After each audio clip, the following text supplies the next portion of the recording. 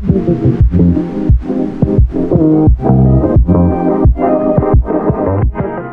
à tous et bienvenue dans une nouvelle vidéo. Aujourd'hui on se retrouve dans une vidéo tutoriel. Ça fait un sacré bout de temps d'ailleurs que j'ai plus fait de tutoriel ici. Autant j'en fais sur Patreon, autant sur YouTube. C'est vrai que ça fait plusieurs mois maintenant. Enfin bref, comme vous avez pu le voir dans le titre aujourd'hui, je vais vous montrer comment est-ce que je réalise mes illustrations en noir et blanc. En fait cette vidéo va être divisée en 3 sous-parties. Il y aura la première partie qui sera la partie traditionnelle, c'est-à-dire sur papier. Je vais vous montrer le matériel, je vais vous expliquer comment est-ce que je réalise mes dessins. Ensuite il y aura également la partie numérique qui sera divisée cette fois-ci en 2 parties. Il y aura tout d'abord comment est-ce que je transfère mes dessins du papier à l'ordinateur, je vous expliquerai un petit peu les réglages, tout ça. Ensuite comment est-ce que je dessine sur l'ordinateur. Et enfin la dernière partie, ce sera une partie complètement consacrée à l'iPad et du coup à Procreate.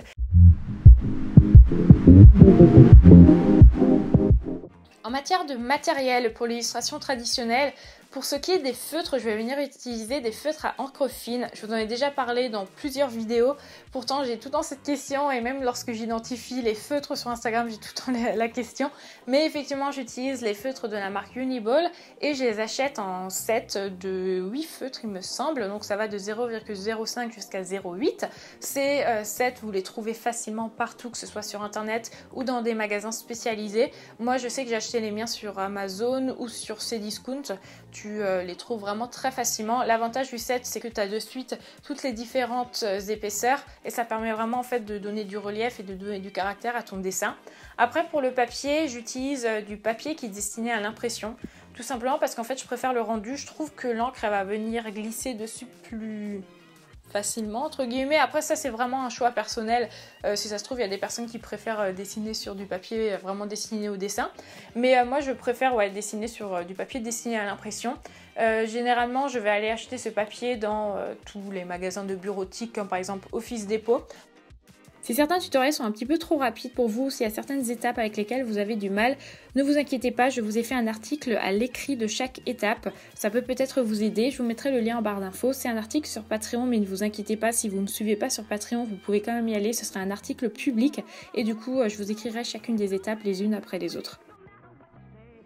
Maintenant pour ce petit tutoriel, je vais dessiner sur un carnet de la marque Clairefontaine, il s'agit d'un graphbook et je vais m'aider de Pinterest pour les références. Je vais commencer par griffonner assez approximativement la forme juste afin de pouvoir placer les éléments les plus importants et ensuite je commence tous mes dessins toujours par les contours. Pour les contours, je vais venir prendre un feutre, soit un 0,8 soit un 0,6. Je descends vraiment très rarement en dessous et je vais faire les traits principaux.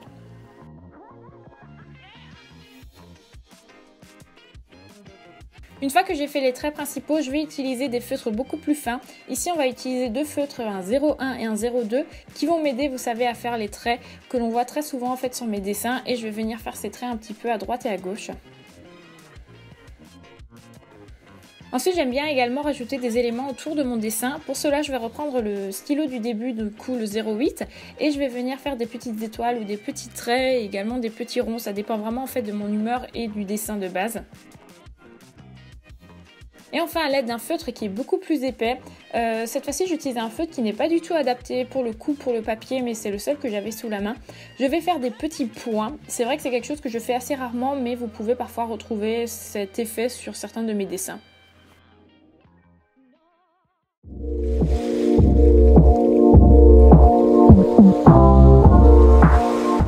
Maintenant, je vais vous expliquer comment est-ce que je passe du papier à l'ordinateur. Lorsque je réalise des illustrations sur l'ordinateur, généralement, je me base toujours sur un dessin que j'ai fait au papier. Si maintenant, je vais venir redessiner sur mon dessin, en fait, je vais tout simplement prendre une photo de mon dessin au portable ou à l'iPad. J'ai pas besoin en fait que ce soit une bonne qualité parce que c'est vraiment un petit peu comme une sorte de base. Par contre, si je veux utiliser mon dessin tel quel, je vais venir le scanner. Et je vais venir ouvrir un logiciel qui est déjà enregistré sur mon Mac qui est Capture, je crois, ou Capture c'est en anglais. Enfin bref, le logiciel qui s'affiche ici. Normalement, si vous êtes sur PC, vous avez directement ce type de logiciel qui est aussi intégré à votre ordinateur. Et là, en fait, ce que je vais venir faire en matière de réglage, je vais m'assurer qu'on est au minimum à 300 dpi. Et dpi, qu'est-ce que c'est? Je vous affiche ici un petit explicatif parce que pour le coup, c'est vraiment pas l'intitulé de cette vidéo, mais pour faire vraiment très court, c'est le nombre de pixels par pouce. Et c'est ce qui va venir influencer en fait sur la qualité de votre image. Alors, je dis vraiment image au sens large, que ce soit autant une photo qu'une mise en page, qu'une illustration. Avant de commencer, je vais vous faire un petit point par rapport au DPI et au mode colorimétrique, parce qu'il y a 2-3 petites choses à savoir tout de même. Si vous faites une illustration qui est destinée à l'impression, faites vraiment en sorte que en matière de résolution, vous soyez au minimum à 300 pixels pouces, donc 300 dpi. Et au contraire, si vous faites une image qui est destinée à l'écran, vous pouvez rester en 72 dpi, il n'y a pas de problème. Pareil, au niveau du mode colorimétrique, il va vraiment falloir faire attention. Si votre illustration est destinée à l'impression, faites bien en sorte d'être en CMJN. Et au contraire, si c'est pour l'écran, faites en sorte d'être en RVB. Du coup, comment est-ce qu'on fait pour être dans la bonne résolution et dans le bon mode colorimétrique? Pour cela, lorsque vous ouvrez votre nouveau document ou que vous en créez un nouveau sous Photoshop, vous pouvez sélectionner ici la résolution mais également le mode colorimétrique, et de la même façon il suffit de cliquer sur image et d'aller dans taille de l'image pour choisir la résolution, et pour les couleurs il suffit d'aller dans image, mode, et vous pouvez choisir le mode de couleur. Ok, maintenant on se retrouve dans un autre tutoriel, cette fois-ci sur Photoshop. Je vais vous montrer comment est-ce que je fais pour nettoyer entre guillemets mes dessins, pour faire en sorte que le fond devienne blanc et qu'il n'y a pas vraiment cet effet de lumière un petit peu approximative à droite et à gauche. Pour cela, assurez-vous d'avoir vraiment la fenêtre réglage qui soit dans votre espace de travail. Si vous ne la retrouvez pas, c'est très simple, il suffit d'aller dans fenêtre et vous pouvez cliquer cette fois-ci sur réglage. En fait, lorsque vous allez dans fenêtre, vous avez vraiment accès à toutes les fenêtres qui sont disponibles dans Photoshop, ce qui signifie que lorsqu'il y en a une qui a disparu, il suffit juste de revenir ici pour la retrouver. Je vais commencer du coup à nettoyer la photo grâce à l'outil luminosité contraste. Je vais un petit peu augmenter le contraste, un petit peu la luminosité. Ensuite, je vais aller dans les niveaux et je vais jouer avec les tons clairs, les tons moyens et les tons plus foncés.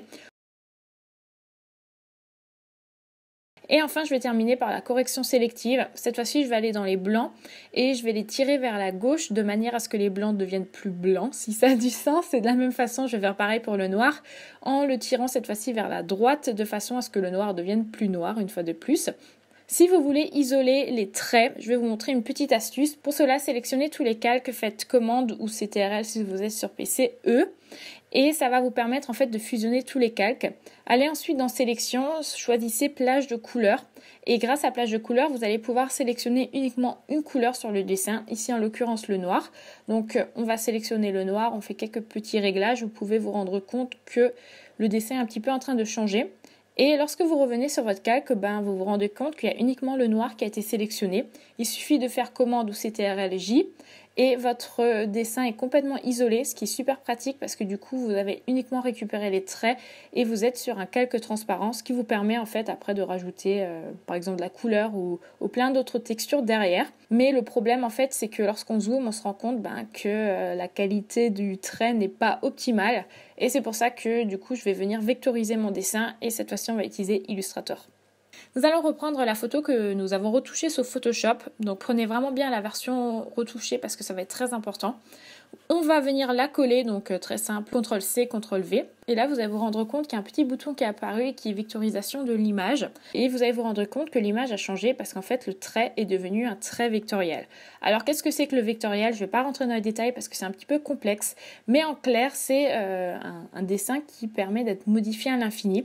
Vous vous rendez compte, lorsqu'on zoome dessus, le dessin ne va jamais se pixeliser. En fait, vous pouvez autant l'augmenter, je sais pas moi, jusqu'à 1 km si vous voulez, ou le réduire en fait à 0,01 cm, le dessin ne sera jamais abîmé. Et c'est vraiment le gros avantage en fait du dessin vectoriel. A contrario, on voit vraiment la différence sur Photoshop. À partir du moment où on zoome, le dessin est pixelisé.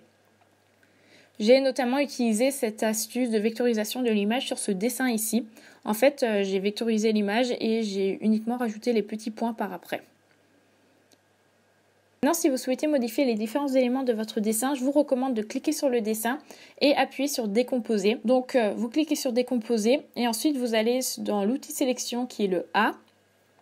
Et vous pouvez vraiment en fait sélectionner chaque élément les uns après les autres, ce qui est super pratique. Comme ça, vous pouvez par exemple modifier la couleur, vous pouvez supprimer le fond, en fait, vous pouvez vraiment faire ce que vous voulez.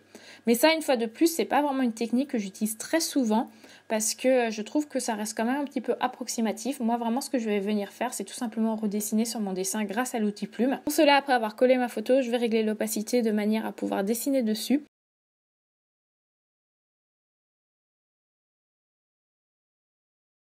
Je vais verrouiller le premier calque, comme ça on est sûr que le calque ne risque pas de bouger pendant notre dessin. Je vais venir créer un nouveau calque dessus et ensuite grâce à l'outil plume, je vais venir créer des traits qui vont être des traits vectoriels. Donc, comment fonctionne l'outil Plume pour les personnes qui n'ont jamais utilisé cet outil? Je vais essayer de vous l'expliquer, mais je vous avoue que ça risque d'être un petit peu compliqué. Je vous mettrai en barre d'infos des tutoriels si vous n'avez pas compris. Vous inquiétez pas. De toute façon, au début, vous risquez d'être un petit peu perdu, mais avec beaucoup d'entraînement, c'est une chose après qu'on maîtrise assez rapidement.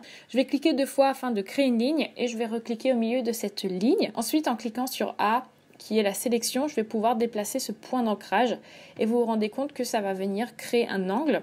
Ensuite, il suffit de revenir avec l'outil Plume, de cliquer à nouveau sur le point d'ancrage en maintenant la touche Alt et ça va permettre en fait de créer une courbe. Et le but c'est ça, à partir de différents points d'ancrage qu'on va placer sur la ligne, on va pouvoir créer des courbes et ainsi on pourra créer des formes. Et du coup de cette manière, je vais venir repasser sur mes dessins et c'est tout simplement en fait comme ça que je crée mes dessins pour ma boutique Etsy notamment.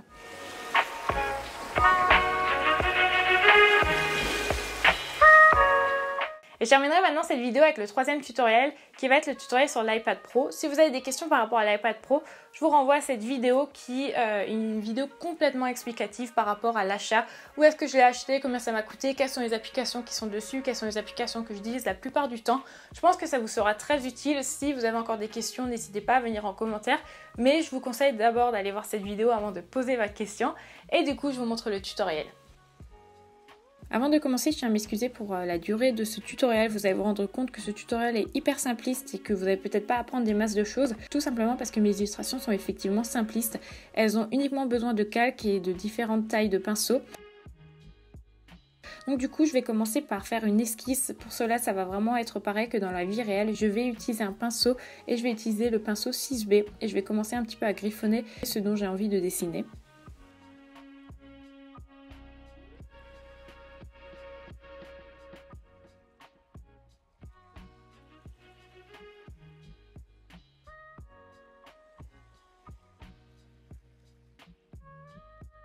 Ensuite, je vais cliquer sur l'icône calque, je vais appuyer sur le petit plus et je vais me créer un nouveau calque. Ce calque va me servir pour les contours et comme dans la vie réelle, une fois de plus, je vais prendre un feutre et cette fois-ci, je vais aller dans ma bibliothèque de pinceaux et dans calligraphie, je vais prendre la ligne simple. Et lorsque vous cliquez en fait sur le pinceau, vous avez accès aux différentes options et caractéristiques de celui-ci. Moi, généralement, je ne touche pas aux options à part une seule qui est l'option Streamline. Je vous en ai déjà parlé dans une autre vidéo. En fait, cette option va permettre de lisser vos tracés. Si maintenant l'option est mise à 100% par exemple, tous vos tracés seront lisses. Il n'y aura jamais aucun tremblement et du coup pour le coup je la mets généralement entre 70 à 80% et je vais tout simplement venir repasser sur mon esquisse.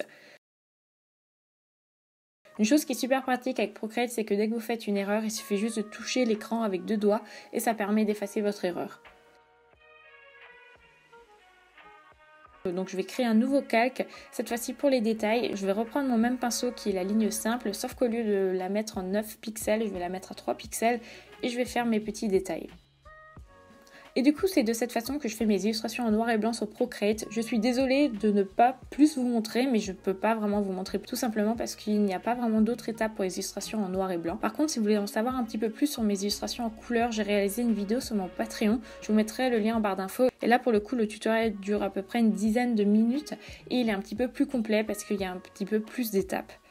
Voilà, j'espère que cette vidéo vous aura plu, j'espère que vous aurez appris un petit peu comment est-ce que je procède et que vous aurez peut-être appris de nouvelles choses. Si c'est le cas, n'hésitez pas à me le dire en commentaire. Si vous avez réalisé de nouveaux dessins, n'hésitez pas à me les envoyer sur Instagram, ça me fait toujours très plaisir. Je vous encourage à être créatif et j'espère que vous allez être inspiré encore très longtemps. Et du coup, je vous remercie de m'avoir regardé et on se dit à très bientôt.